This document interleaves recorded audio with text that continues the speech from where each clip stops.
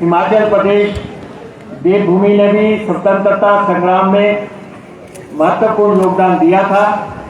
हमारे वीर जवानों ने न केवल स्वतंत्रता आंदोलन में सक्रिय भूमिका निभाई, बल्कि स्वतंत्रता के बाद भी राष्ट्र की सीमाओं की रक्षा में अपनी वीरता का परिचय दिया है।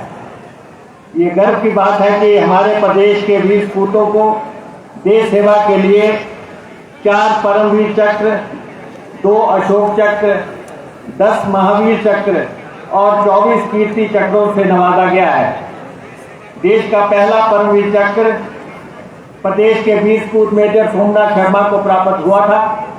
इसके अतिरिक्त colonel DS Thapa, captain Vikram Batra, सूबेदार मेजर संजय कुमार को उनके शौर्य व बलिदान के लिए परमवीर चक्र से नवाजा गया। आइए हम सब मिलकर राष्ट्रीय ध्वज को नमन करें। हम अपने अतीत की गौरव गाथा से प्रेरणा लेते हुए भविष्य को उज्जवल बनाने का संकल्प लेते हैं। विकास के पथ पर हिमाचल प्रदेश ने इस दौरान अनेक उपलब्धियां हासिल की हैं और ये यात्रा निरंतर जारी है। हिमाचल प्रदेश जब अस्तित्व में आया उस समय साधनों की कमी सहित कई चुनौतियां थी, लेकिन हिमाचलियों ने लगन, परिश्रम एवं बुलंद हौसलों के साथ विकास को आगे बढ़ाया है। हमारे लिए ये गौरव की बात है कि हिमाचल आज दूसरे पहाड़ी राज्यों के लिए विकास का आदर्श मॉडल बनकर उभरा है। वर्ष 2023 में हिमाचल ने गंभीर प्राकृतिक आपदा का सामना किया। इससे उबरने के लिए प्रदेश सरकार ने अपने सीमित संसाधनों से आपदा के लिए राहत पैकेज वितरित किया। इस वर्ष भी भारी बारिश और बादल फटने के कारण आई बाढ़ की घटनाओं से हमें जान माल की हानि उठानी पड़ रही है। इस वर्ष भी आपदा के प्रभावितों के राहत एवं पुनर्वास के लिए सरकार ने विशेष राहत पैकेज की घोषणा की है, जिसमें राहत राशि को 25 गुना तक बढ़ाया गया है। हिमाचल के विकास में हमारे कर्मचारियों की विशेष भूमिका रही है, इसलिए हमारी सरकार ने कर्मचारियों से किए अपने वायदे को पूरा करते हुए सरकार बनते ही मंत्रिमंडल की पहली बैठक में कर्मचारियों के लिए OPS शुरू की। युवाओं के लिए ई-टैक्सी योजना शुरू हुई, जिसमें ई-टैक्सी खरीदने के लिए 50% अनुदान दिया जा रहा है। इस योजना के तहत अभी तक 75 लाभार्थियों को अनुदान राशि दी गई है। सरकार ऊर्जा परियोजनाओं को स्थापित करने पर बल दे रही है। इसके तहत निजी भूमि पर 100 से 500 किलोवाट तक के सौर संयंत्र लगाने के लिए 50% का अनुदान दिया जा रहा है। जबकि ग्रामीण अर्थव्यवस्था के लिए पहल करते हुए हिमाचल दूध खरीद पर समर्थन मूल्य प्रदान करने वाला देश का पहला राज्य बना है। सरकार द्वारा पशुपालकों को गाय के दूध के लिए 51 रुपए और भैंस के दूध के लिए 61 रुपए प्रति लीटर समर्थन मूल्य दिया जा रहा है, जबकि हिमाचल प्राकृतिक खेती को बढ़ावा दे रहा है। आज कार्यक्रम शिमला में हो रहा है। बागवानी विकास के क्षेत्र में शिमला जिला ने प्रदेश में अपनी पहचान बनाई है तथा शिमला जिला अपने सेब उत्पादन के लिए पूरे देश में प्रसिद्ध है। सरकार ने मंडी मध्यस्थता योजना के तहत सेब उत्पादकों को सभी देनदारियों का भुगतान के लिए 153 करोड़ जारी किए, जिसमें पिछली भाजपा सरकार की 90 करोड़ रुपए की देनदारियां भी शामिल हैं। किसानों और बागवानों को सेब कीटनाशकों और उर्वरकों पर मिलने वाली सब्सिडी को पिछली सरकार ने बंद कर दिया था, लेकिन वर्तमान राज्य सरकार ने इसे बहाल किया है। कांग्रेस की राज्य सरकार ने सेब के समर्थन मूल्य में 1.5 रुपए प्रति किलोग्राम की वृद्धि के साथ इसकी कीमत 12 रुपए प्रति किलोग्राम कर दी है। प्रदेश में यूनिवर्सल कॉटन प्रणाली को लागू किया गया है, जिससे बागवानों को उनकी उपज के अच्छे दाम मिल सके। रोहड़ू और गुम्मा के कोल्ड स्टोरेज की क्षमता 700 टन से 2000 टन की गई है। शिमला प्रदेश का अहम जिला है। शिमला शहर में 1734 करोड़ रुपए की लागत से देश का सबसे लंबा और दुनिया का दूसरा सबसे लंबा रोपवे बनने जा रहा है, जिसकी लंबाई 14 किलोमीटर होगी। ये परियोजना सब्सिडी के अंतिम चरणों में है और आगामी साल से इसे जमीनी हकीकत में लाने का प्रयास किया जाएगा। ये परियोजना आने वाले सालों में पूरी की जाएगी। इसके अतिरिक्त शिमला शहर में 50 करोड़ रुपए की लागत के 19 इंफ्रास्ट्रक्चर प्रोजेक्ट बन रहे हैं, जिसमें लिफ्ट और एस्केलेटर इत्यादि शामिल हैं। जाखू मंदिर में एस्केलेटर की सुविधा प्रदान की गई है और आने वाले समय में जाखू मंदिर सौंदर्यकरण की योजना शुरू की जाएगी। शिमला के रिच को स्थायित्व देने के लिए जहां पे इस समय ये कार्यक्रम चल रहा है, इसको स्थायित्व देने और विस्तार के लिए 67 करोड़ रुपए खर्च किए जा रहे हैं। शिमला शहर में 4 बड़ी पार्किंगों का निर्माण हो रहा है, जिसमें 4317 करोड़ रुपए की आईजीएमसी की पार्किंग, 5 करोड़ की ऑकलैंड की और 26 करोड़ रुपए की एसडीए कॉम्प्लेक्स की पार्किंग शामिल है। विधानसभा के पास 27 करोड़ रुपए की लागत से एक फ्लाईओवर का निर्माण किया जा रहा है। शिमला शहर को शुद्ध पानी देने के लिए व्यापक योजनाओं पर काम चल रहा है। सतलुज नदी से शिमला को पानी देने के लिए 587 करोड़ रुपए की योजना पर काम चल रहा है। इसी महीने इसकी टेस्टिंग शुरू कर दी जाएगी। जबकि शिमला शहर के भीतर 24 घंटे पानी देने के लिए 872 करोड़ रुपए की योजना पे कार्य चल रहा है, जिसे 2028 तक पूर्ण कर लिया जाएगा। शिमला शहर के लोगों को मैं ये कहना चाहता हूँ कि पानी के कारण आपको कुछ असुविधा हो रही होगी, क्योंकि गुम्मा का जो हमारा प्लांट है वो इस बारिश में प्रभावित हुआ है।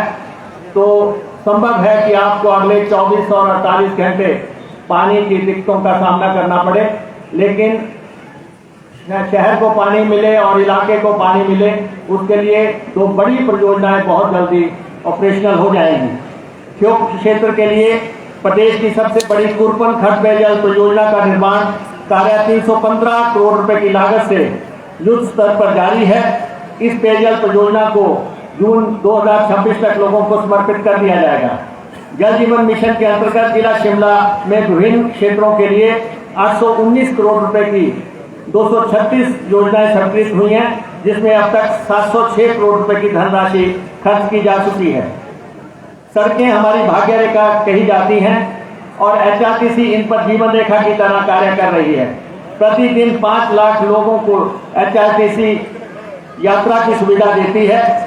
निगम राज्य के कोने कोने तक, दूर दराज दुर्गम इलाकों तक अपनी सुविधा प्रदान करती है।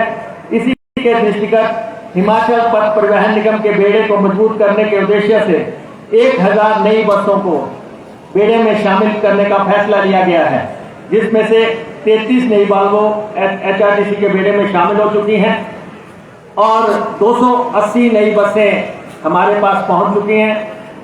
पर्यावरण संरक्षण की दिशा में सरकार द्वारा हर संभव प्रयास किए जा रहे हैं। प्रदेश सरकार ने इलेक्ट्रिक चार्जिंग स्टेशन स्थापित करने के लिए 110 करोड़ रुपए की राशि स्वीकृत की है। परिवहन विभाग ने बीते 1.5 वर्षों के भीतर राजस्व अर्जन के क्षेत्र में एक नया कीर्तिमान स्थापित किया है। विभाग ने रिकॉर्ड 16 महीने में 1236 करोड़ रुपए का राजस्व अर्जित किया है। ये प्रदेश सरकार के नीतिगत फैसलों की उपलब्धि, विभाग की पारदर्शी, सुधारात्मक और दक्ष कार्य प्रणाली का प्रत्यक्ष प्रमाण है। राज्य सरकार द्वारा 2 ऑटोमेटिक टेस्टिंग स्टेशन जिला हमीरपुर व ऊना में लगाए जा रहे हैं, जिससे गाड़ियों की पासिंग टेक्नोलॉजी के माध्यम से की जाएगी। सरकार ट्रैफिक पार्क और वाहन स्क्रैपिंग सुविधाओं को तेजी से विस्तार कर रही है। सरकार प्रदेश में इलेक्ट्रिक वाहनों को बढ़ावा देने के लिए कृत संकल्प है और इस दिशा में इलेक्ट्रिक वाहन चार्जिंग स्टेशनों की स्थापना के लिए 6 ग्रीन कॉरिडोर और 129 स्थानों पर 88 पेट्रोल पंप व 23 चार्जिंग स्टेशन लगाए जा रहे हैं। मैं आपको बता देना चाहता हूं कि पहले जब सड़क हादसों में लोग घायल हो जाते थे तो कोई भी उनको अस्पताल में छोड़ने नहीं जाता था, लेकिन आप सबसे ये आग्रह है कि आप घायल को अस्पताल में पहुंचाएं। जो भी व्यक्ति घायल व्यक्ति को अस्पताल पहुंचाएगा उसको 25,000 रुपए दिए जाएंगे, प्रोत्साहन राशि के तौर पे दिए जाएंगे। अन्यथा पहले ये माना जाता था कि जो अस्पताल छोड़ने जाता है उसी के विरुद्ध केस दर्ज हो जाता है। अब इस नीति में संशोधन कर दिया गया है और इसे प्रोत्साहन के साथ जोड़ दिया गया है। रोपवे के क्षेत्र में ग्रामीण कनेक्टिविटी के अंतर्गत 800 मीटर लंबे बगलामुखी रोपवे को जनता को समर्पित कर दिया गया है। ये परियोजना 54 करोड़ की लागत से पूर्ण हुई है। आपदा के दौरान ये रोपवे राहत सामग्री, राशन, दवाएं और स्थानीय निवासियों को लाने ले जाने का एकमात्र साधन साबित हुआ है। पर्यटन की दृष्टि से कुल्लू के ढालपुर पीज रोपवे परियोजना, जिसकी कुल लंबाई 1.20 किलोमीटर है और इस परियोजना पे 80 करोड़ रुपए खर्च होंगे। धार्मिक दृष्टि से महत्वपूर्ण बाबा बालकनाथ रोपवे परियोजना पर 65 करोड़ रुपए खर्च किए जाएंगे। बिजली महादेव रोपवे के निर्माण पर 278 करोड़ रुपए खर्च किए जाएंगे। इसके अतिरिक्त माता चिंतपूर्णी रोपवे के निर्माण पर 76 करोड़ रुपए खर्च किए जाएंगे।